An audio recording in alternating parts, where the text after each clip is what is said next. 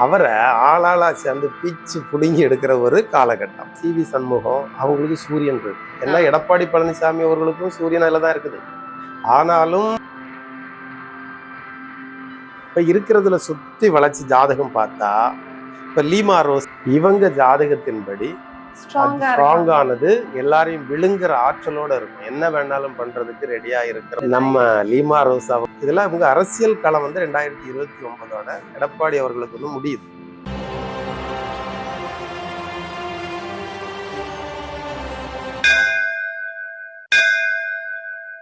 பக்தி கிளிட்ஸ் நேயர்களுக்கு வணக்கம். நான் கலைப்பிரியா பழனி. இன்னைக்கு நம்ம கூட யாரு இருக்காங்க அப்படின்னா ஆஸ்ட்ரோ ராபின் சார் தான் இருக்காங்க. வணக்கம் சார். வணக்கம் மேடம்.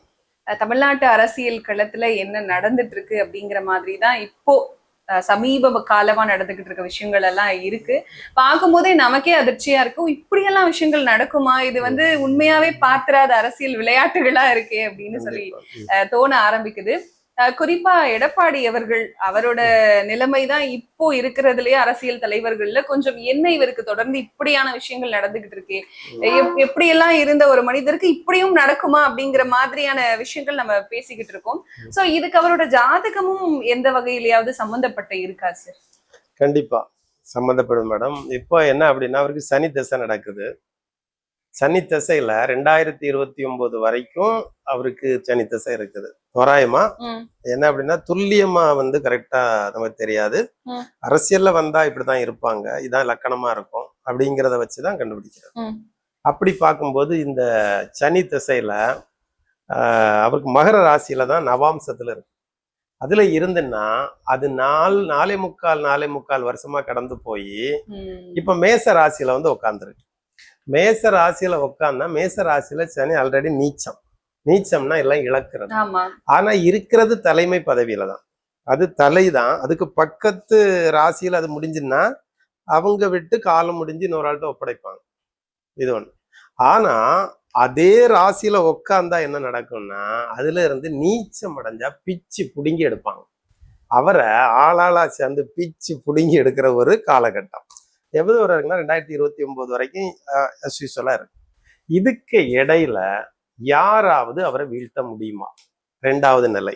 சரி, இப்ப இருக்குது, யாராவது வீழ்த்த முடியுமா அப்படின்னு 2வது நிலை பார்த்தா, இப்ப இருக்கிற அந்த வட்டத்துல இருக்கிற பெரும் தலைவர்கள் அந்த ஜாதகத்தை பார்ப்போம். அந்த கட்சியில இருக்கிறது யாரு, பொறுப்பு யாரு, அப்படியெல்லாம் பார்த்தா இப்ப 2வது அந்த நிலையை பிடிக்கிறதுக்கு இப்ப என்ன அப்படின்னா, சனி அதுல இருக்குன்னு வைங்களாம்.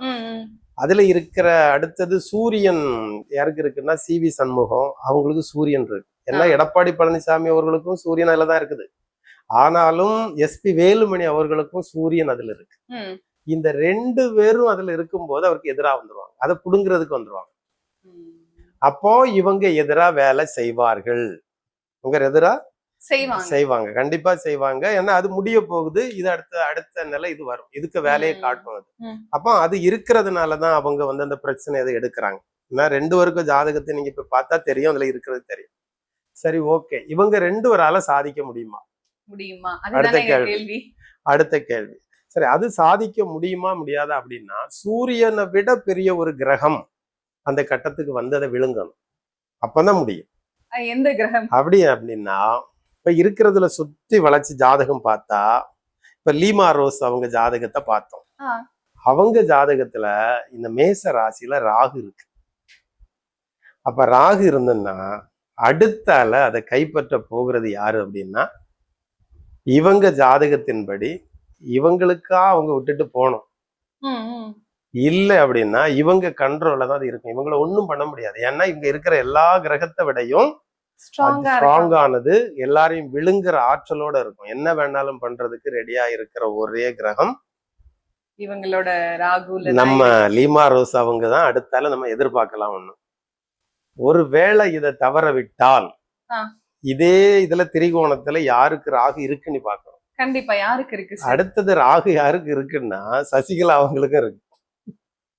அவங்களுக்கு அது தனுசு ராசியில இருக்கு. அப்போ அது காலையே அசைக்கிறது, ஒரு இதை ஸ்டடி பண்றது அதுதான். கால் மொத்தமா அசைக்கு பாக்குறது, அது காலே வாரிறது, அந்த மாதிரி உள்ளதையும் அது செய்யும். அப்போ இனி அடுத்தது என்னன்னா, இவங்க எல்லாரையும் வெளியேற்றினா சசிகலாவா லீமா ரோஸா, இவங்க ரெண்டு பேருக்குள்ளதான் போட்டியே இந்த நடக்கும். 2 பேருக்குள்ளதான் போட்டிங்கிறதுக்கு சமநில கிரகம் வேணும், தான் போட்டி. ம், ஏற்ற இறக்கம் இருக்கிறது அனுசரிப்பு. ம்.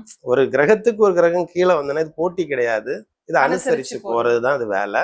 2 கிரகம் எதிர்க்குதுன்னா அதுதான் இதுக்குள்ள போட்டி அப்படின்னா சூரியன் யாருக்கு இருக்கு? எடப்பாடி அவர்களுக்கும் சூரியன் இருக்கு, ஆமா, எஸ்பி வேலுமணி அவர்களுக்கும் அவருக்கும் சூரியன் இருக்கு. இருக்கு, சிவி சண்முகத்துக்கும் இருக்கு. சூரியன். இது போட்டி, ஆ. அது ஃபைட்டிங். இது பார்க்க நல்லா இருக்கும். ஆனா இவங்களுக்கு ராகு தானே இருக்கு. இவங்களுக்கு இதையும் ஓவர் கம் பண்ணி மேல போயிடும். இவங்களால ஒண்ணும் பண்ண முடியாது. இவங்க 3 பேரும் அவங்ககிட்ட என்னதான் செய்யணும்? சரண்டர் தான் ஆகணும். இப்படிப்பட்ட ஒரு ஜாதக பலத்தோட ஒரு ஆள் உள்ள வந்திருக்கு. ஏன்னா நாம இருக்கிற நிலை பொது வழிக்கு வந்தாச்சுன்னா பொதுவில் இருக்கிறத நாம எடுத்து சொல்லதான் செய்வோம். கண்டிப்பா. ஏன்னா நாட்டு மக்கள் இதை தெரியணும்னு ஆர்வப்படுவாங்க, என்ன நடக்கும் அப்படிங்கிறத தெரிய ஆர்வப்படுறதுனால இப்படி இப்படி இருக்கு. அதுல ஃபைட்டிங் தான் இனி எதிர் ஃபைட்டிங் நல்லா இருக்கும். இனி பார்க்கலாம் இதுல சசிகலா அம்மா உள்ள வர்றாங்களா இல்ல லீமா ரோஸ் அவர்கள் உள்ள வர்றாங்களா. அப்ப இதுல வரும்போது அவங்களுக்கு இவங்க எல்லாரும் சேர்ந்து அவங்க காப்பாத்துங்கம்மா அப்படின்னு அங்க போறாங்களா, இல்ல இங்க வர்றாங்களாங்கிறது இதுதான் ஃபைட். கேள்வி. இது கேள்வி. இதுக்கு ஒரு ஐடியாலஜியை வச்சு அதுக்கு இதுதான் நடக்கும் அப்படின்னா அது பத்திரிகையாளர்களுக்கும் அதுல கவனமா இருந்துகிட்டு இருக்கவங்க எது பலம் பலகீனமா காலமும் சேர்ந்துதான் பதில் சொல்லும். இது இருக்கு. ஏன்னா இப்போ ராகு திசை தான் அவங்களுக்கு நடக்குது, ராகு திசை நடக்குது. அப்ப இதெல்லாம் பார்த்து வரச்சல பலம் ஃபைட்டிங் இன்னும் பலமா இருக்கும். இனி இருக்கிறதுல கொஞ்சம் பார்க்கலாம். இதெல்லாம் இவங்க அரசியல் களம் 2029 எடப்பாடி அவர்களுக்கு முடியுது. இது முடியுது. ஆமா இது முடியுது.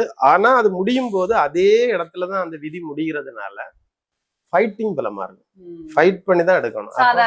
சாதாரணமா இது முடியாது. இனி கேஸ், இனி போய் இனி எம்எல்ஏக்களை வெளியே விரட்டுறது, அதுக்கு மேல கேஸ் போடுறது, இதெல்லாம் போகும். எல்லாம் போய் தான் தீரும். இப்படிதான் அந்த தமிழ்நாட்டினுடைய ஏடிஎம்கே நிலவரம் இந்த மாதிரி இருக்குது. கண்டிப்பா. ஏன்னா நம்ம அரசியல் களம் ஏற்கனவே பயங்கரமான ஆட்டம் கண்டுருச்சுன்னு தான் சொல்லணும். மக்கள் நிறைய பேர் என்னங்க நாங்க எதிர்பார்த்த அரசியலே வேற, நடக்கிற அரசியலே வேற, நம்ம கண் முன்னாடி இதுதான் நடக்குதா, நிஜம் தானா அப்படிங்கிற நிலையில இருந்தாங்க. பட் நீங்க சொல்ற விஷயங்கள் அதற்கும் அப்பாற்பட்டது. பல மாற்றங்கள் இன்னும் வந்துகிட்டே தான் இருக்கு. பொறுமையா காத்துருங்க அப்படின்னு மக்களுக்கு இப்பவே சொல்லியிருக்கீங்க. கண்டிப்பா பொறுத்திருந்து பார்ப்போம் எப்படி அவங்களோட வாழ்க்கையும் அந்த ஜாதகமும் எப்படி அவங்கள மாத்துது அப்படின்னு சொல்லிட்டு. நன்றி சார். நன்றி.